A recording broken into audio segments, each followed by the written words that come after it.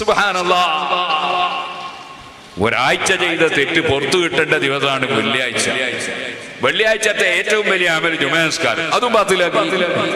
അതെങ്ങനെ ബാത്തിലാക്കിയത്? അതിന്റെ ഭാഷ മാറ്റി കളഞ്ഞു. അതിന്റെ ഭാഷ മാറ്റി ആർക്കാണ് അധികാരം? അള്ളാഹുവിന്റെ റസൂൽ പഠിപ്പിച്ച ഒരു സംഗതി മാറ്റാൻ ആർക്കാണ് ഇവിടെ അധികാരം? 800 കൊല്ലങ്ങൾക്ക് മുമ്പ് നബി ഇമാം റളിയല്ലാഹു അൻഹു പറഞ്ഞു, ഖുത്ബ അറബിയിൽ അല്ലെങ്കിൽ ജുമാ സഹീഹല്ല, ബാത്തിലാണ്. ജുമാ ബാത്തിലാണ്, ഖുത്ബ ബാത്തിലാണ്. ഖുത്ബ അറബിയിലാകണം. എന്താ തെളിവ്? അതൊരു ഫർളായ ദിക്റല്ലേ, അല്ലാഹു അക്ബർ വതഹിയ്യാത്തു ദിക്റല്ലേ. അതുകൊണ്ട് നമ്മൾ വേറെ ഭാഷയിലാക്കാൻ ഇല്ലല്ലോ. ഖുർആൻ പറഞ്ഞത് ഫസവില ദിക്റില്ലാഹി എന്നല്ലേ ഖുത്ബനെ പറ്റി പറഞ്ഞത്. അത് ദിക്റല്ലേ. ദിക്റുണ്ടോ? മാറ്റൽ നിങ്ങൾ ആരോ കേട്ടിനോ?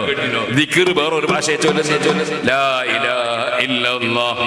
അതിന് പകരം ഒരാൾ കുത്തിണ്ട് അല്ലാഹ് ആരാധ്യനില്ല, അല്ലാഹ് ആരാധ്യൻ. ഇങ്ങനെ ആരോ ദിക്റല്ലേ. ബാങ്ക് ഒരു ദിക്റല്ലേ? ആ ബാങ്ക് അതിന്റെ അർത്ഥം എന്താ? അദാൻ, അറിയിപ്പ് എന്നല്ലേ നേരെ അർത്ഥം? അറിയിപ്പല്ലേ? എന്നാ പിന്നെ ഒരു കാര്യം ചെയ്യാം, ഹയ്യാല സ്വലാത്ത് പറയുന്നതിന് പകരം നിസ്കരിക്കാൻ വരീനോ എന്ന് വിളിച്ചറിയാം. എന്തേ മുജാഹിദീങ്ങൾ അങ്ങനെ ചെയ്യാത്ത?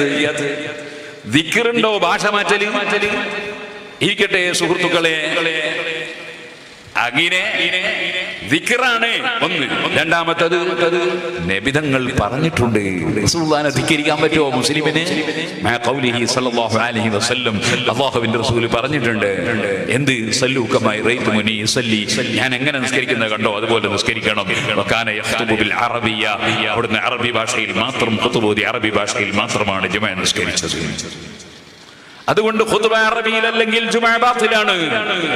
നബി ഇമാം റളിയല്ലാഹു അൻഹു 800ഓളം കൊല്ലങ്ങൾക്ക് മുമ്പ് രേഖപ്പെടുത്തുകയാണ്.